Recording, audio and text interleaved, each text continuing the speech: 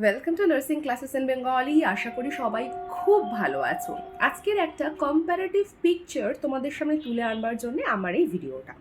তো দেখো, আমি দুটো মেয়ের কথা তোমাদেরকে আমি বলবো। যে একটা মেয়ে বিএসসি নার্সিং করেছে, তারপরে অনেক জায়গায় অনেক দিন ধরে চাকরি করেছে, বিভিন্ন রকমের প্রাইভেটে বিভিন্ন জায়গায় চাকরি করেছে। Because of her thought process was like যে গভর্নমেন্টে গিয়ে কি করব, কোথাও না কোথাও ট্রান্সফার দিয়ে দেবে, বাড়ি থেকে দূরে হবে, কি দরকার, ঘরের কাছে যা চাকরি আছে সেই চাকরিটাই আমি করব, যা হোক একটা টাকা হলে হলো। তো তোমার কি মনে হচ্ছে এই গল্পটা কি তোমার সাথে ম্যাচ করে যাচ্ছে? মোস্ট অফ দ্য কেসে আমরা বাঙালি মেয়েরা বা বাঙালি ছেলে মেয়েরা আমরা কিন্তু এই থট প্রসেস নিয়ে কাজ করে চলি যে পড়াশোনা করব, চাকরি করব ঘরের কাছে, আমি বাড়ি থেকে দূরে যাব না। তো এই জিনিসটাই কিন্তু আমরা সব থেকে বড় ভুল করি। তো এইটা ফার্স্টের একটা পিকচার আমি বললাম। এবার সেকেন্ড যে পিকচারটা আমি তোমাদেরকে বলছি, সেখান থেকে তোমরা দেখো যে একটা মেয়ে বিএসসি নার্সিং করেছে, 1 বছর বা 2 বছর চাকরি করেছে বা চাকরি করেনি, কিন্তু তার সাথে খুব বুদ্ধি করে সে কী করলো না, কম করে 1 বছর টানা বসে শুধুমাত্র পড়লো ইএসআইসির চাকরি পাবে বলে, এমসির চাকরি পাবে বলে, বা নিমহ্যান্সের চাকরি পাবে বলে, বা যে কোনো এরকম সেন্ট্রাল গভর্নমেন্ট এক্সামিনেশন ক্র্যাক করবে বলে। তো তারপর কি হলো, যখন সে বিএসসি নার্সিং করে বেরোনোর পরে 1 বছর 2 বছরের মধ্যে সে নরসেট ক্লিয়ার করলো। এইবারে দুটো পিকচার দেখো, একটা মেয়ে যে প্রাইভেটে চাকরি করে করে এইরকম একটা থট প্রসেস নিয়ে অনেকগুলো বছর কাটিয়ে দিল, বিএসসি নার্সিং করে এসছে সে 19, 20, 21, সাপোজ আমি 23 ধরলাম, 23 আরও 10 জায়গায় বিভিন্ন জায়গায় কাজ করেছে, হয়ে গেল 33। আর একটা মেয়ে, সেও বিএসসি নার্সিং করে এসেছে, বিএসসি নার্সিং করে আসবার পরেও তারও বয়স হলো ওই ধরো 22, 23, আর এক জায়গায় 2 জায়গায় চাকরি করেছে বা করেনি, কারণ বললাম সে সেন্ট্রাল গভর্নমেন্ট এক্সামিনেশনের জন্য প্রিপারেশন নিচ্ছিল, তার তাহলে বয়স হয়েছে 23 বা 24। এইবারে দুটো পিকচার দেখো, একজনের 23, সে 23 বছর বয়সে গিয়ে নরসেটের এক্সামিনেশন ক্লিয়ার করে 70,000 প্লাস স্যালারি পাচ্ছে।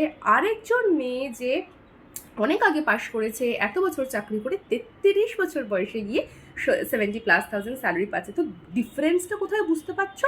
যে 10 ইয়ার্সের ডিফারেন্স এই দুটো মেয়ের মধ্যে, তাই না? এর বয়স 23 বা 24, 70,000, এর বয়স 33, 70,000। তাহলে কে বেশি লাভ করলো, কে লাইফ থেকে বেশি অ্যাচিভ করতে পারবে, কে আগে থেকে বেশি ঘুরতে পারবে, বেড়াতে পারবে, খেলতে পারবে, টাকা জমাতে পারবে, মানে প্রচুর জিনিস অ্যাচিভ করতে পারবে লাইফে, বিকজ অফ তার ওই থট প্রসেসটা ছিল না যে আমি বাড়ির কাছে থেকে চাকরি করব। তো এইটা কিন্তু ভীষণ ট্রু একটা সিনারিও। সেই জিনিসটাকে আমি নিজে ফেস করেছি, আমি নিজে দেখেছি। আর এই যে ফার্স্টে যে থট প্রসেস যেটা আমি বললাম, অবভিয়াসলি যে 33 বছর বয়স, তো আশা করি তোমরা আমার যদি ভিডিও দেখো তাহলে তুমি বুঝতেই পারবে যে সেটা আমি আমি আমি এতদিন ধরে বাড়ির কাছ থেকে যাব না, পছন্দ মতো চাকরি করব, কোথাও দূরে যাব না, সেই করে করে করে করে আমি মানে যখন এজটা প্রায় ওভার হতে চললো কম্পিটিটিভ এক্সামিনেশনের জন্য, তখন আমি দিয়ে সেটা করলাম। আর নতুন যারা আসছে তাদের এই সিনারি। তো তোমরা বলো কার বেশি লাভ হলো, তাই না? যাই হোক, মানে আমার মতে life is all about experiences. সুতরাং আমি যে এক্সপিরিয়েন্স গ্যাদার করেছি সেটা অবশ্যই well and good and fine, but still think about that girl যার 23-24 বছর বয়স, সেই বয়সে গিয়ে সে 70,000+ স্যালারিটা পাচ্ছে। তো কার বেশি লাভ হলো? তো সেই থট প্রসেস নিয়ে চলো, তোমরা ভালো করে পড়াশোনা করো, দরকার পড়লে ভালো কোচিং সেন্টারে যাও, বসে পড়াশোনা করো, যেটা আমরা নর্মাল তোমার ওই IPS, IAS, WBCS examination crack করার জন্য ছেলেমেয়েরা যেগুলো করে, তোমরা ওই একই থট প্রসেস নিয়ে চলো, যে বসে পড়াশোনা করব, কোচিং সেন্টার থেকে পড়াশোনা করব, করে আমি এক্সামিনেশন ক্র্যাক করব।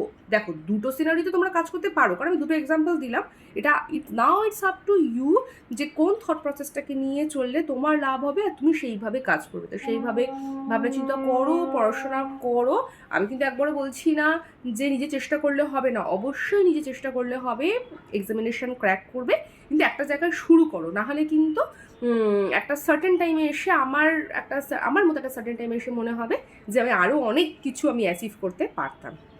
ঠিক আছে? তো ভালো থেকো, সুস্থ থেকো। আজকের এইটুকুই, অন্য ভিডিওতে অন্য কোনো দিন দেখা হবে।